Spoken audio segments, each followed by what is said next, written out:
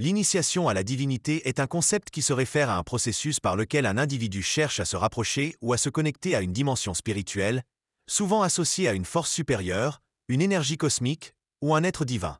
Il s'agit d'un cheminement personnel qui peut impliquer des rituels, des pratiques spirituelles, et une transformation intérieure visant à élever sa conscience et à reconnaître sa propre nature divine.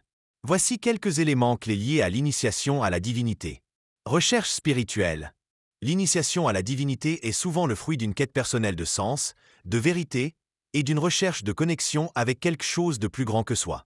Le processus d'initiation implique souvent une transformation personnelle, un changement de perspective et une évolution spirituelle qui peut se manifester par une plus grande conscience de soi, une plus grande compassion et un sentiment d'unité avec le tout. Pratique spirituelle. Différentes traditions spirituelles offrent des moyens d'initiation à la divinité, tels que la méditation, la prière, les rituels, les cérémonies et l'étude de textes sacrés. Dans de nombreuses traditions, l'initiation à la divinité implique également la reconnaissance que chaque être humain porte en lui une part de divinité, une étincelle divine qui peut être cultivée et exprimée. L'initiation à la divinité est un voyage personnel et unique.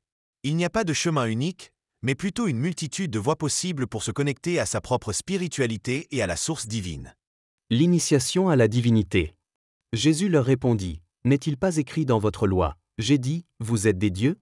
Tu l'as fait de peu inférieur à Dieu, et tu l'as couronné de gloire et de magnificence. » Psaume d'Asaph. Dieu se tient dans l'assemblée de Dieu, il juge au milieu des dieux. Psaume 82, 5-7. Ils n'ont ni savoir ni intelligence, ils marchent dans les ténèbres, tous les fondements de la terre sont ébranlés. J'avais dit, vous êtes des dieux, vous êtes tous des fils du Très-Haut. Cependant vous mourrez comme des hommes, vous tomberez comme un prince quelconque. Un savoir ou yada en hébreu.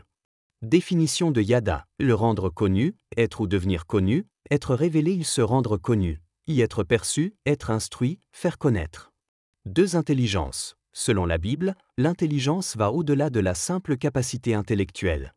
Elle englobe la sagesse, la compréhension spirituelle et la capacité à discerner la volonté de Dieu. C'est une qualité liée à la foi et à la révélation divine, permettant de comprendre les mystères de Dieu et d'appliquer ses principes dans la vie quotidienne. Élément clé de l'intelligence selon la Bible. L'intelligence, dans le contexte biblique, est souvent associée à la sagesse, qui est la connaissance de la vérité et la capacité à l'appliquer dans toutes les situations.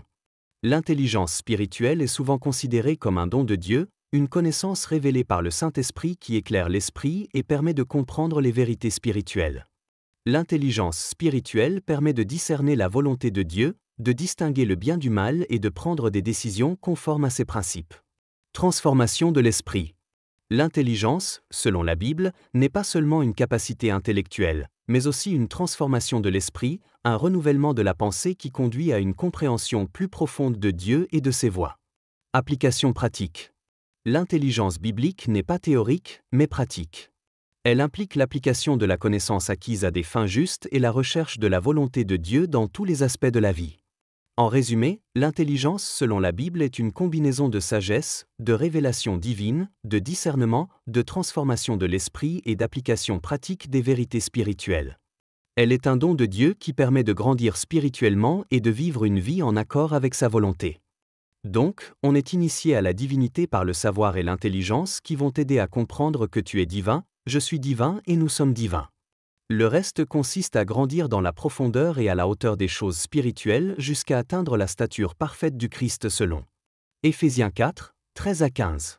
Jusqu'à ce que nous soyons tous parvenus à l'unité de la foi et de la connaissance du Fils de Dieu, à l'état d'homme fait, à la mesure de la stature parfaite de Christ, afin que nous ne soyons plus des enfants, flottant et emportés à tout vent de doctrine, par la tromperie des hommes, par leur ruse dans les moyens de séduction, mais que, professant la vérité dans la charité, nous croissions à tous égards en celui qui est le chef, Christ.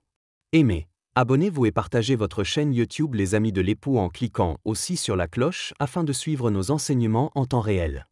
L'esprit et l'épouse disent, viens et l'époux répond, oui, je viens bientôt. Fil divin.